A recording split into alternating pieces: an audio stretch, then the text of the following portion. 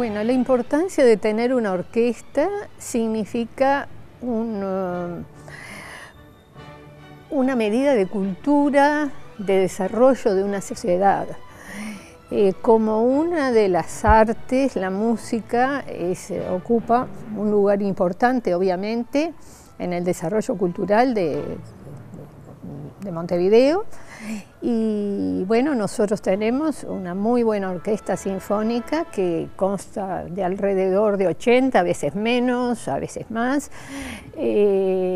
músicos, lo cual significa que esas 80 o más personas que han tenido que tener una gran preparación para llegar a poder tocar en una orquesta sinfónica. Es decir, es algo muy importante para cualquier país tener una orquesta sinfónica. Mide en cierto modo el desarrollo de ese país. La Orquesta Sinfónica del Sodre en épocas pasadas fue como muy emblemática, ¿no? La gente, yo no la viví esa época, pero sí, yo recuerdo cuando se incendió el estudio auditorio, tenía 3 años, y me acuerdo cómo se vivió en mi casa. Yo pertenezco a una familia de músicos y de verdad que fue una tragedia, ¿verdad? Mi madre en ese momento creo que estaba haciendo una ópera, estaba cantando y hasta ese momento la gente del uruguayo se sentía muy identificado con su orquesta. Vinieron los más grandes artistas de la música, estuvieron en el estudio auditorio, la orquesta, la gente hacía colas, era como ir a un concierto de los Rolling Stones, donde vos vas y haces cola de madrugada para comprar tu entrada, ¿verdad?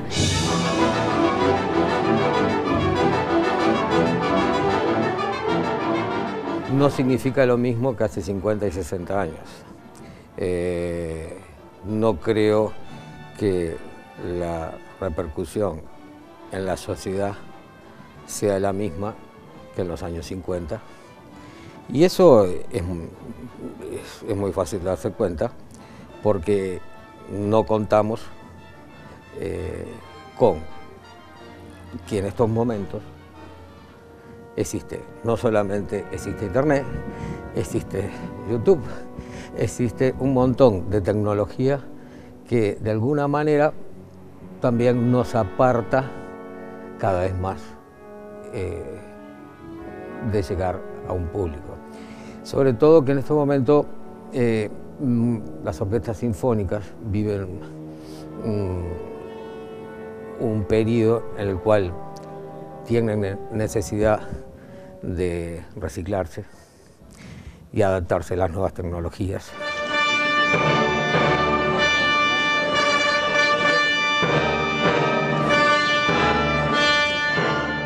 Tengo mis lejanos recuerdos de los años 60, en donde la orquesta era una orquesta realmente fantástica.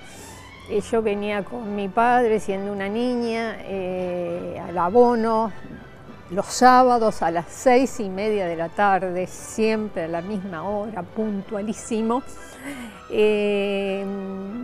Y en ese momento la orquesta estaba formada también por muchos europeos que habían venido aquí a causa de la guerra, y era una orquesta de primer nivel mundial. Obviamente esa gente fue desapareciendo, pero digamos, su cultura se fue propagando, sus enseñanzas, y eso siguió como herencia, digamos, en la orquesta. El pasado, evidentemente, la orquesta se creó en otro momento del país, otro momento social, otro momento económico, ¿verdad? Generalmente los gobiernos apuestan a cuando hay un momento económico próspero, digamos, a la cultura, y en realidad debería ser al revés, ¿verdad? La cultura se debería apostar en épocas de crisis, porque es lo que mantiene, digamos, el espíritu y fuerte, ¿no? El periodo que una orquesta sinfónica fue más sublime y más rico fue justamente entre los años principios del siglo XX y hasta mediados o un poco más del mismo siglo. Ya en estos días, ¿no?, a medida que vamos llegando al siglo XXI, es algo que ya cuesta más tener un lugar dentro de la sociedad. La orquesta tuvo un papel preponderante, inclusive en épocas de dictadura.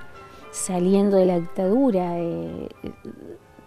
siempre tuvimos conciertos a sala llena.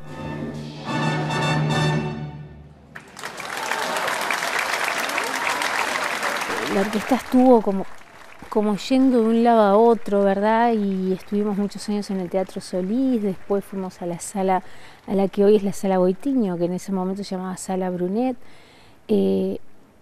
hasta que empezaron a edificar, o sea, se empezó a hacer el auditorio, ¿no?, a reconstruirlo.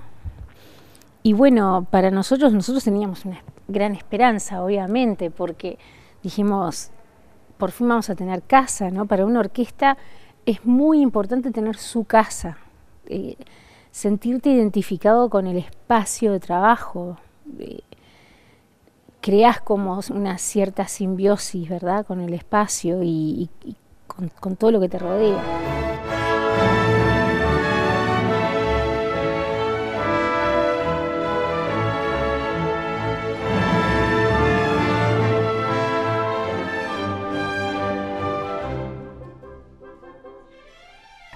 En el futuro veo que hay muchos jóvenes, incluso hoy en día está la orquesta juvenil y hay otras orquestas, no solamente la juvenil del Sodre, sino que sé de pequeñas orquestas que hay en el interior del país. Es decir, yo pienso que es algo que no va a morir, al contrario, que va a crecer y que yo veo muy favorable el futuro. A mí en particular me gustaría muchísimo que una orquesta sinfónica pudiera tener otro tipo de movimiento, que en estos momentos uno la ve un cuerpo estático, en donde existe un público estático. Y para las velocidades que estamos manejando hoy en día es algo difícil de digerir, ¿no? Es algo que se tiene que ir transformando necesariamente.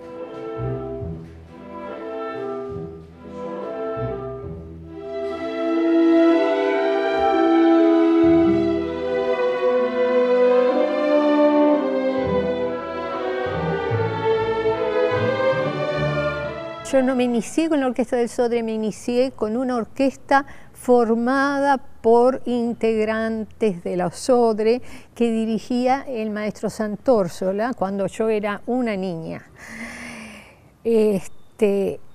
Posteriormente el Sodre llamó a concurso en donde el jurado estaba compuesto por grandes personalidades, entre ellos Hugo Balso, que era en ese momento el director artístico del Sodre.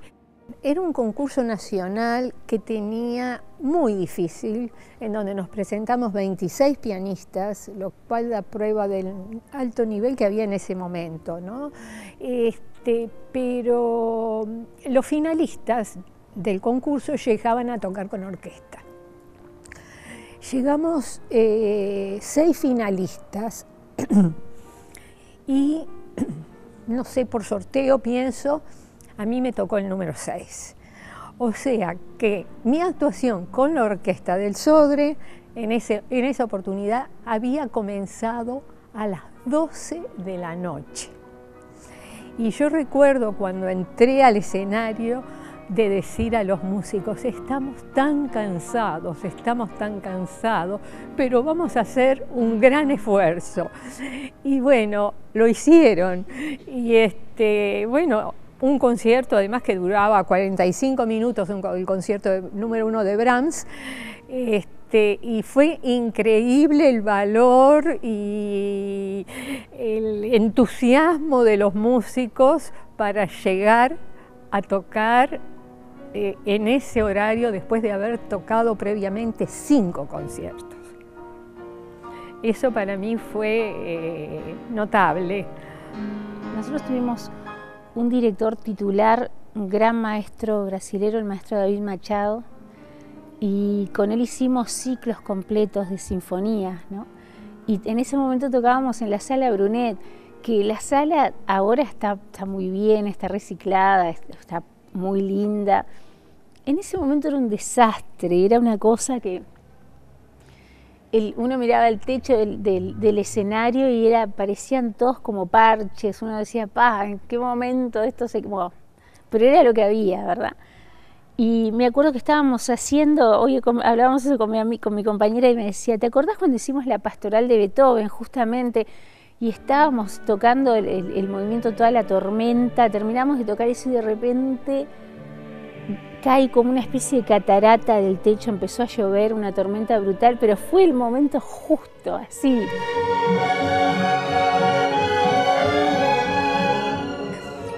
Y bueno, se hizo ese concurso y yo salí seleccionada para actuar con la Orquesta del Sodre. El concierto que actué fue un concierto de Mozart el día 18 de agosto de 1956. O sea, que en este año se están cumpliendo los 60 años de mi debut con la Orquesta del Sodre, lo cual no es poca cosa.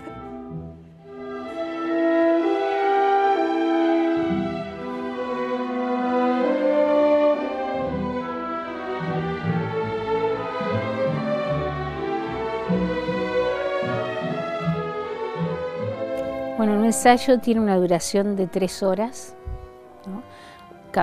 Muchas veces a mí ha pasado con amigos no músicos que me dicen, ay, ustedes trabajan apenas 3 horas, y es verdad, trabajamos 3 horas, pero son 3 horas de trabajo intensivo. Nosotros tenemos un intervalo de media hora que realmente es necesario. Nosotros, mientras estamos en el trabajo cotidiano, el músico no puede, por ejemplo, como de repente vos estás en una oficina, te levantás, te preparas un té, volvés, charlas con tu compañero. Nosotros no. O sea, estar 1 hora y 20 minutos concentrado 100% en lo que estás haciendo es muy agotador, realmente es muy agotador. Y para tocar un instrumento musical se trabaja durante años para lograr esa concentración. Uno no llega a tener tanto tiempo de concentración de un día para otro, ¿verdad? Lo máximo que uno logra así son 10-15 minutos, eso está estudiado. Bueno, imagínate lo que es un ensayo donde aparte el maestro de repente entiende que tiene que parar y trabajar solamente con las maderas y vos tenés que estar en silencio porque quizá aparte mucho de lo que el maestro está trabajando con las maderas en algún momento lo vayas a aplicar en algún pasaje más adelante. Es un trabajo muy intenso, muy intenso. Los ensayos son ensayos de preparación de una obra, preparar tanto técnicamente a los músicos, al cuerpo general de toda la orquesta, para que luego puedan, en una forma uniforme, ¿no?, desarrollar una obra bajo la interpretación no solamente de los músicos, sino la interpretación del director, que en definitiva es el que pone casi el 80% de la interpretación. Hoy, como cada sábado, nosotros vamos a dejar el alma aquí arriba del escenario.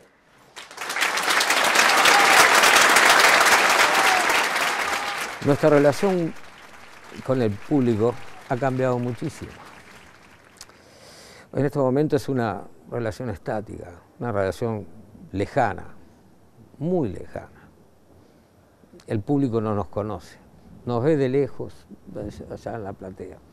Antes había otra calidez. Ahora los músicos llegan como funcionarios, no pueden entrar por la sala principal de un teatro, entran por una sala aparte de los músicos, llegan, tocan, se van también por el mismo lado.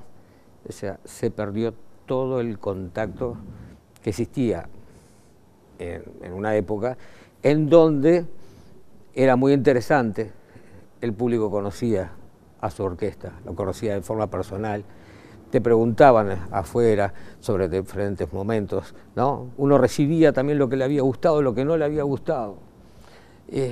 Ese contacto era muy bueno, ¿no? Ese contacto lo tienen la gente de música popular, y muy bueno. Nosotros ya no lo tenemos.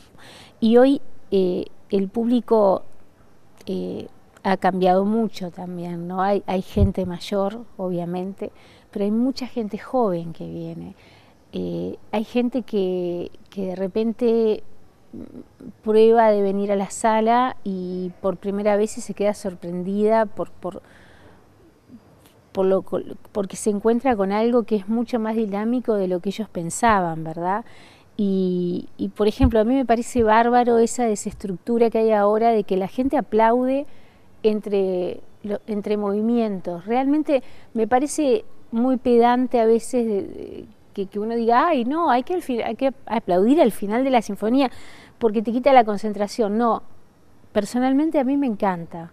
Me parece bárbaro, me parece que es una muestra justamente del entusiasmo del público porque le gusta lo que estamos haciendo, ¿verdad? Hoy, y eso, ese vínculo está cambiando, ¿verdad? Hoy en los conciertos se estila hablar con el público. A la gente aparte le gusta, es algo que no nos ven como, wow, están todos en un escenario, hacen algo, la música clásica es muy seria. No, la música clásica no es seria. Lo que hoy llamamos música clásica en su momento era música popular, está todo lo que se ha escrito está basado en ritmos populares también, ¿verdad?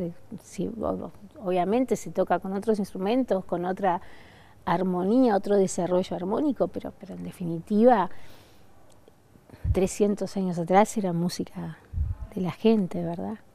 Y bueno, me parece que eso está cambiando y que es muy positivo. El vínculo que tiene cada músico con su instrumento es un poco de amor y odio.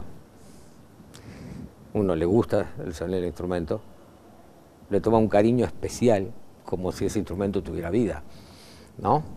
Y el instrumento por sí solo no suena por el trabajo personal, ¿no? Y la musicalidad que pueda tener cada intérprete. Y cuando digo amor y odio, porque bueno, a veces el instrumento siempre nos termina demandando algo más y que cuesta mucho llegar a darlo. Y bueno, y se sufre para llegar a lograr lo que mejor puede dar ese instrumento, ¿no? Los músicos en general empezamos muy pequeños a estudiar instrumento y juntos. O sea, pasamos una vida entera y en realidad terminamos siendo, por decirlo de alguna forma, una familia, con todo lo que conlleva, ¿verdad? Con un buen relacionamiento, con discusiones, pero pasamos mucha parte de nuestra vida juntos en una orquesta y muchas horas.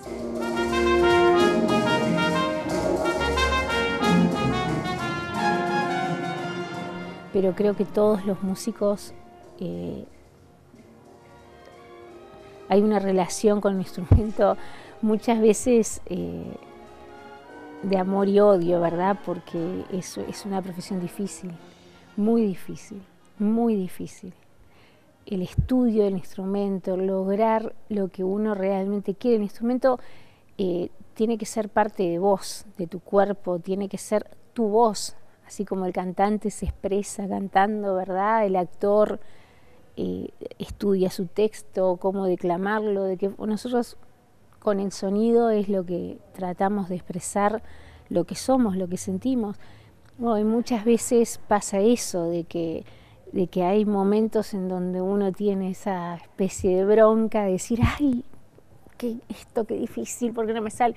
Pero en general el músico hay una simbiosis total con el instrumento, ¿verdad? Es imposible pensar en un músico sin su instrumento.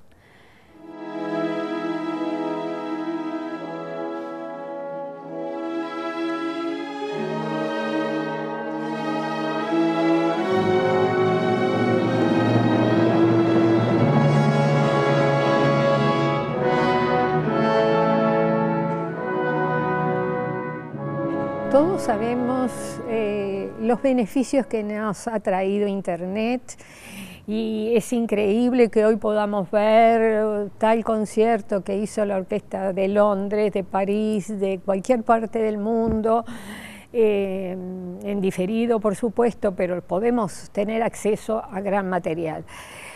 Pero yo pienso que el concierto en vivo, el contacto del público y el artista, forman ahí una magia única que no se puede sustituir por absolutamente nada. Entonces pienso que siempre van a seguir existiendo los conciertos en vivo a pesar de radios, discos, internet o lo que sea. Las nuevas tecnologías ha cambiado el mundo. Por supuesto, también nos ha cambiado a nosotros. La gente entra a YouTube, escucha una obra tocada por las grandes orquestas del mundo y después también escucha a su orquesta local. Entonces, las comparaciones a veces, bueno, estamos sometidos a una comparación, ¿no?, diaria, ¿no? Los solistas, los cantantes, están sometidos un poco a la crítica y de alguna forma a tratar de lo que está puesto en los medios, ¿no?, tener que llegar a estar a un mismo nivel, porque ya la gente escucha con buena calidad en su casa eso. O sea, no podemos estar por debajo de eso. Eso hace que debamos por preocuparnos muchos, ¿no?, por avanzar, no quedarnos, y a la vez reformularnos algunos retos. Tenemos una nueva tecnología que sin duda puede jugar muy a favor de una orquesta sinfónica. Nada sustituye a la música en vivo. Nada sustituye al concierto en vivo, ya sea los conciertos de grandes orquestas o grandes grupos de cámara o solistas que trae el Centro Cultural, como los que organiza el Sodre o los que organiza los conciertos de la Orquesta Filarmónica. Nada sustituye porque la energía que se comparte es otra, ¿verdad? Yo si tengo la posibilidad de ir a ver un concierto, ni siquiera lo dudo.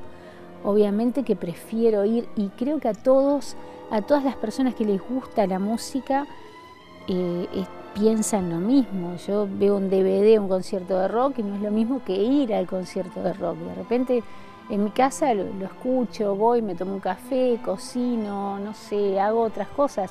En ese momento en el recital hasta, yo qué sé, me pongo a bailar, no sé, canto, ¿verdad? Y bueno, se vive de otras formas, ¿no? No tiene nada que ver. Por eso creo que Internet no va a sustituir nunca esa experiencia de ir al concierto.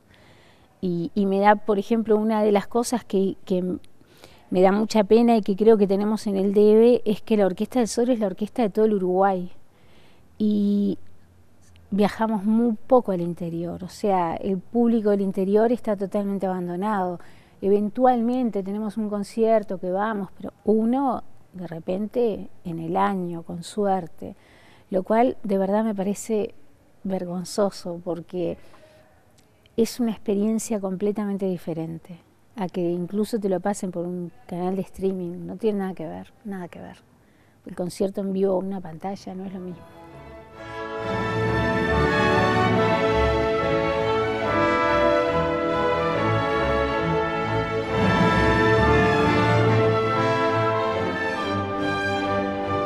Es algo que se tiene que reciclar y que tiene que apuntar a una gran transformación.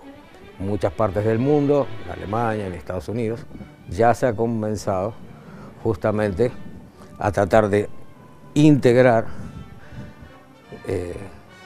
otro tipo de propuestas a través de una orquesta sinfónica. Creo que la Orquesta del Sodre es parte de la historia del siglo XX, ¿no? Es parte del uruguayo, tiene que ser así.